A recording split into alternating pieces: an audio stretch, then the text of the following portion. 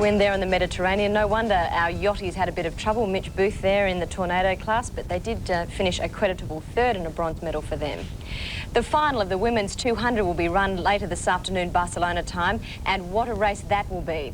Both semi-final heats yesterday produced some impressive results. In the first heat, watch Merlene Ottey in lane 3. In the second heat, it's a race between the USA's Gwen Torrance and Jamaica's Juliet Cuthbert.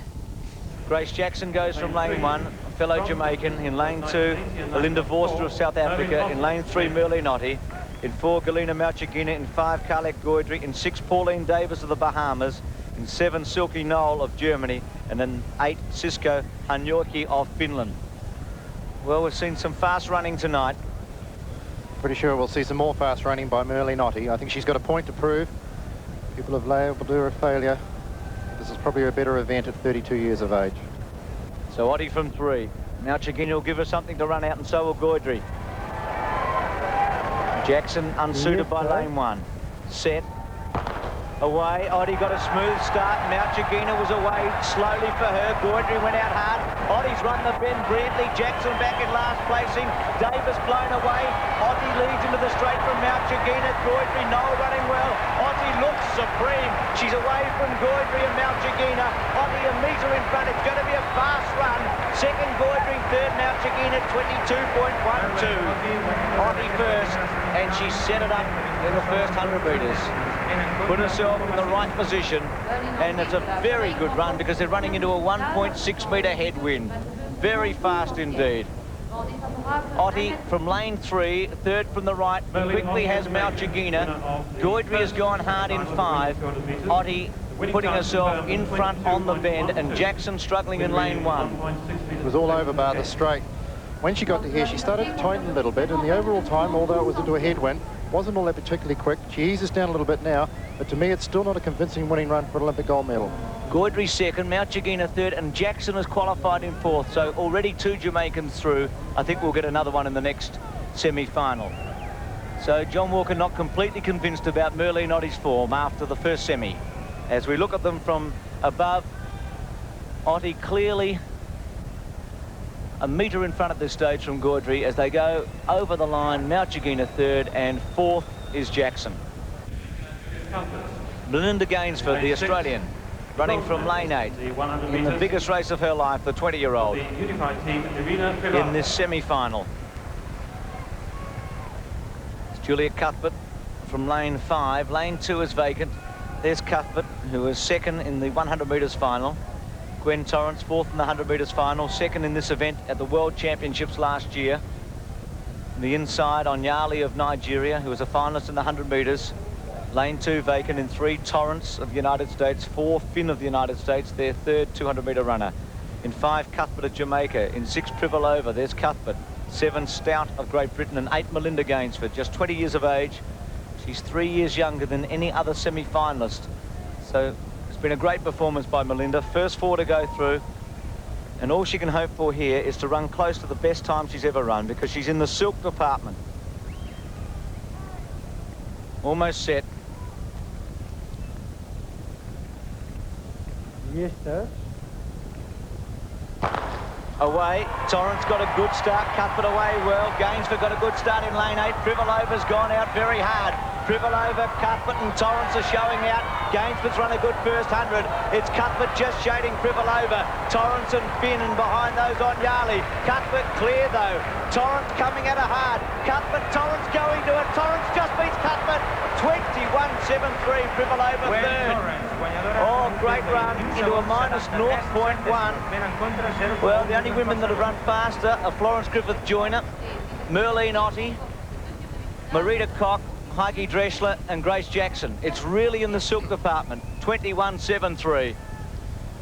Great run. And what a performance, because Cuthbert, John, must have led Torrance by a metre at halfway. Cuthbert in lane 5 in the yellow. Torrance 2 from the right. Gainsford began extremely well, but she's only 20 years of age. She ran her heart out, but she just wasn't quite good enough on the night. But look on the outside here for Torrance. I think we're looking at the new Olympic champion. It's going to be one heck of a race, but we've always said she's probably better over 200 than the 100, and 21.73. A very, very fast time into a headwind. Well, Cuthbert's broken the barrier too. She's gone under 22 for the first time. Krivalova third and Finn fourth. Brilliant running at the highest level possible to run 21.73. Flojo ran 21.56 and broke the world record in her semi-final in Seoul. And watch Torrance's charge at the end. She's taken half a metre off Cuthbert in the last 20. And a comfortable heat win for Merlene Ottey there in the semi-finals, but she certainly won't have it her own way. That second semi-final was pretty strong as well, and Melinda Gainsford doing very well there. She didn't make the cut into the finals, but I think we have every reason to be proud of her. After that race, Melinda Gainsford spoke to Pat Welsh, trackside. Just watching the end of the race on the big screen, you can be pretty proud of it. You've kept Narromine and most of Australia up late at night. Yeah, I'm happy with it. I was happy to get in the semi-final. And it's great to know there's so much support at home. I've had heaps of faxes, and my coach Jackie Burns and my brother Dave and boyfriend Mark have been sitting up, and my parents are here. So I've enjoyed it. It's been great. So Jackie was here with you for a while, but she had to go home, and she was too difficult to get to you in the Olympics around. Yeah, we decided that it's better for her to go home, and she's been fantastic, and wouldn't be able to make it here without her. Not far from your personal best. We're waiting for the times, but it was a very good run, and you've from the outside lane. It's never easy, is it? Oh no, you still have to run your race until they start taking you over. But I mean, I was just happy to get in there, so I'm pleased with my result. You've got the relay as well. Yeah, which is even better. I'm getting used to this now. Well done so far, and best of luck for the relay. Thanks, Melinda. Thank you. And she's a lovely lady and absolutely ran her heart out, and I hope we see her at the next Olympics representing Australia too. Well, a sad exit for our soccer side, beaten 6-1 by a classy Poland outfit. Although the Olyroos have done us all proud at these games, and we certainly wish them all of the best. They went into the game full of hope with a final against Spain at the famous Barcelona football stadium as their goal. It wasn't to be, but after recovering from a first game hiding by Ghana, the Aussie boys can be well pleased with qualifying for the semi-finals. In the other semi-final, we've heard that Spain has already defeated Ghana in Valencia, and so the winner of this match will play Spain in the final here at Nou Camp. Eddie Thompson must be very nervous at the moment. I know Craig Johnson and I are feeling the jitters. What would be going through the players' minds? Well, I think through the Australian players' mind is this it? It's not a semi-final. This is our final. We have to concentrate, win this one, and we're through. And hopefully on the other side of the fence, the Poles will be thinking, well, maybe we can beat Australia tonight so we can get to the final, you know. And I think the Aussie minds are much more focused, and certainly Eddie was, unlike Eddie, he was very nervous before the game. But the players, I think, have been pretty cool about the whole thing. It's quite warm. It's not as hot as it has been, 28 degrees, 65% humidity. And the Australians have made just the one change, with Slifkas replacing Aaron Bassick on the forward line. Poland with a great reputation, and there's the first hard tackle made by the Aussies. They're no nonsense when they make tackles. That's Vichevsky who's down. That's a good hard challenge, but fair challenge by Vidmar, and that's the sort of challenge we need up front to let the Poles know exactly what we're all about. In their other games, the Poles know how to dish it out, actually. That's one thing I've noticed about their play. They can be nasty in the tackle as well. But that's a lovely challenge by Vidmar, and just unfortunately clocked him in the back. But that sets the scene. The Poles know we're in it to win it. Now, quite a lot of players do have yellow cards already. That player is one. Jaskowiak, their star striker, is on 1 yellow card. 2 yellow cards means you're suspended for the next match, so that could be vital going into the final. The Australians have 3 or 4: Murphy, Bosnich, Longo, Zelic, and Carl Veert. Veert coming in on the right wing in this match. Here's a chance for Jaskowiak, the striker. You'll see a lot of him up in the forward line. Back to Adam Chuck. He's challenged by Markovsky and thrown down rather crudely. Just to set the scene a little bit more, Peter, the opposition tonight are as good as any team we're ever likely to play, including Spain in this competition. Anyone that can beat one of the pre-match favourites, Italy, is a class act, and Australia are going to have to be really outstanding tonight to get a result. Look for this man up front. Waldock puts the centre across. It's not a bad sort of a kick, but it's headed away safely by Vidmar. There's Murphy getting the head to it. Hooked away. A bit of body contact there. The decision goes to Australia. Poland has a population of 38 million people, and they're 9th on the all-time medal list in the Olympics. They've won most of their medals in boxing and athletics. In the Olympics in soccer, they won in '72, and here's a chance for the Australians as Vidmar almost got that cross away, but not quite. Back to Zelic. Slivkas lays it back for Sean Murphy from Perth, Italia. He only plays in the State League back home, and he's playing against some players who are on million-dollar contracts in Europe. So that's the difference in standard. But the Australians have excelled themselves in this match. The flag's up for Carl Viet. He's offside. Poland won the gold medal in 72 and the silver in 76. Australia's best effort was in 1988 when they reached the quarterfinals. In 56, our only previous attempt at the Olympics, the Australians reached the second round in soccer. So this is their biggest moment, possibly ever, in the game of soccer. The world's biggest game. This is the biggest team event of the Olympic Games. 125 countries entered. 16 went through to the Olympic Games, and Australia has reached the last 4. On the left, this is Kosminski. A long ball, looking up front for Staniak. Back there is Ocon. Lovely skills. This is the settling down period, and the Australians looking cool. Zelic with those silky skills. Beats one. Back to Blagojevich. The 1-2 with Zelic, who's brought down and gets the free. That's lovely football, but it's interesting to know when Ned gets the ball, there's 3 white shirts swamp on top of him. They're very good at playing that game, where as soon as someone gets the ball in possession, when they go with 2 or 3. Blagojevich, who's been a tower of strength in the midfield for Australia. Zelic, nice ball.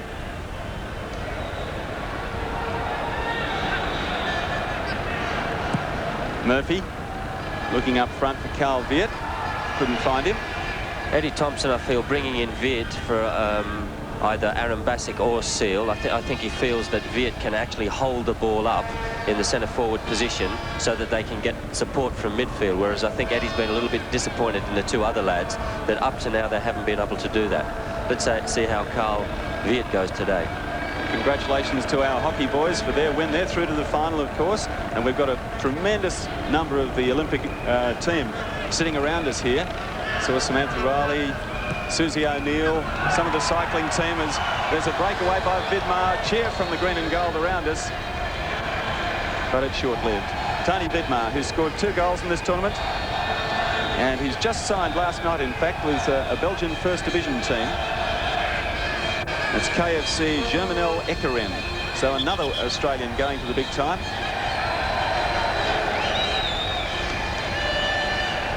Five minutes gone. First half. John Markowski, who scored the first goals for Australia in each of the last 2 matches. Yeah, Pete, I feel that he's been a turning point in Australia's fortunes in this competition. As soon as Markowski came in, it added a new dimension.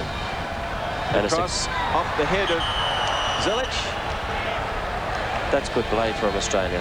It's unlucky it's been given offside. A good, strong play. Markowski, Macedonian born, but Aussie to his bootlaces. The pride of Marconi, and he's said to say hello to his mates at Sunshine George Cross, his first club when he started in the NSL as the youngest player ever at the age of 15. G'day to all of you. No doubt you're watching. Good ball through by Lipinski.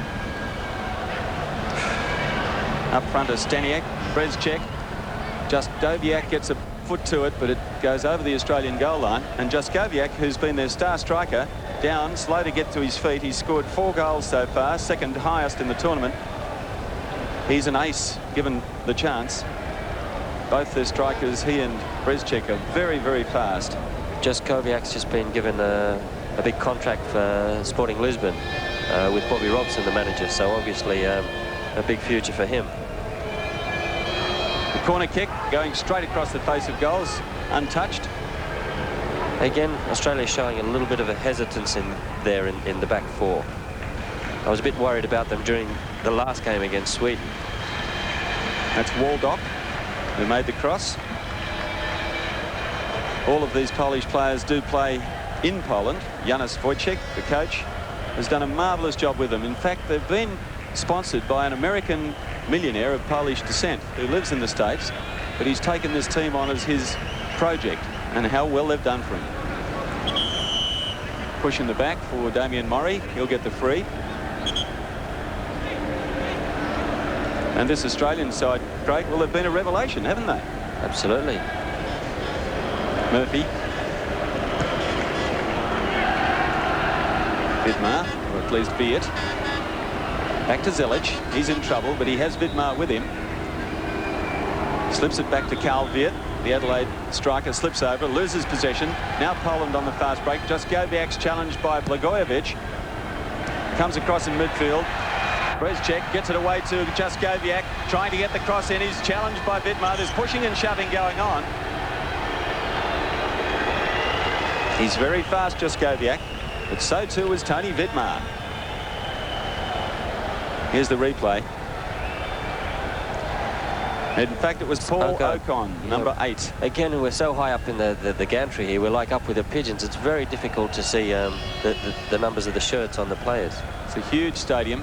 It holds 120,000, the largest in Europe, and there are 108,000 Barcelona full-time members, 80,000 of whom have season tickets. So every home game, they have at least 80,000 locals cheering them on. It's a corner to Australia. It's just what we need at this point in time. Carl Viet, who's scored 5 goals in the qualifying leading up to the Olympic Games. Made his debut in the NSL in 1989. Helped Adelaide City to the NSL Championship last year. Here's the cross, and it goes over the head of Sean Murphy. That's not out. It's not out of play. No, the referee's signalled offside for some strange reason. Sean Murphy with Perth Italia, the only non-First Division club member in this Australian team. This is Clapp, the goalkeeper. Kosminski, Lipinski, Svichevsky, Lipinski. Content to just play it around. The Australians not moving up to them. Staniak. Lipinski. The Aussies all fit and well. There are no injury problems, I'm glad to say. Hooked in by Murray. Now a chance in midfield. Slipkus. Murphy. Tackled.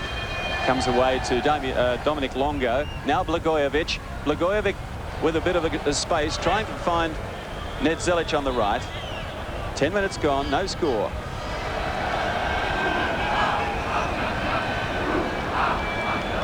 So the Poles taking it very conservatively at this stage. Now and again, when they have strung 2 or 3 passes together, they do look very dangerous. Brezcek. I must say. Brezcek, the playmaker, has his pass intercepted. Old spider legs there again, Vidmar. He's been great. Sticking that long leg out. Like Norman Hunter with those tackles. Murphy. Oh, bad luck. Almost. Tony Vidmar there too. They've got tremendous team spirit, this squad. I was out at training yesterday and it was one of the most enjoyable sessions of any code I've ever seen. They're having an absolute ball. Well, that'll go against the Australian. Murphy. No, it's gone the other way. Well, that's interesting. I didn't see what happened before Murphy pulled Jaskowiak down, but obviously it was something that the referee, Marcio Rezendi from Brazil, saw. There's a bit each way. Yeah, there you go. Saw that Jaskowiak had pulled the back of his shirt. Quite sneaky.